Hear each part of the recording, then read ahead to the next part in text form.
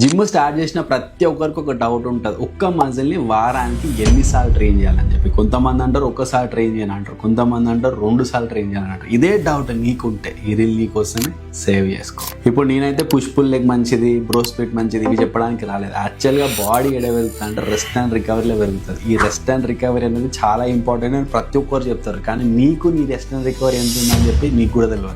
ఇప్పుడు 2 టెస్ట్లు చెప్తా, మీకు మీ రెస్ట్ అండ్ రికవరీ ఎట్లా ఉందని చెప్పి తెలుస్తుంది. ఫస్ట్ టెస్ట్ వచ్చేసి క్రియేటిన్ కైనేస్. ఓకేనా, ఈ టెస్ట్ ఎంత ఎక్కువ ఉంటే అంత మజిల్ డ్యామేజ్ అని అర్థం అనమాట. సో ఈ టెస్ట్ చేయించుకునే ముందు అట్లీస్ట్ ఒక 2 నుంచి 3 రోజులు మీరు జిమ్కి వెళ్ళడం కావచ్చు, లేదంటే ఏదైనా వర్కౌట్ చేయడం కావచ్చు ఆపేయండి. సెకండ్ టెస్ట్ వచ్చేసి టెస్టోస్టెరాన్ డివైడెడ్ బై కార్టిసోల్. ఈ రేషియో ఏదైతే ఉందో ఇది ఎక్కువ ఉందనుకోండి మనకి మంచి మజిల్ రికవరీ ఉందని అర్థము, తక్కువ ఉందనుకోండి మనం ఓవర్గా ట్రైన్ చేస్తున్నాం అని అర్థం. సో ఈ రేషియోని బట్టి కూడా మన రెస్ట్ అండ్ రికవరీ మనం పెట్టుకోవచ్చు. సో ఇలాంటి ఎన్నో ఉంటాయి అనమాట. మీ రెస్ట్ అండ్ రికవరీని చూసుకోవాలి, మీరు మీ నిజంగా మీ మైక్రోస్ని హిట్ చేస్తున్నా లేదా చూసుకోవాలి. అప్పుడు మాత్రమే గ్రోత్ అనేది చూస్తారు. అంతేగాని వారానికి ఎన్ని రోజులు చేస్తే మీ బాడీ పెరుగుతుంది ఇదంతా కూడా బేకార్ మాటలు.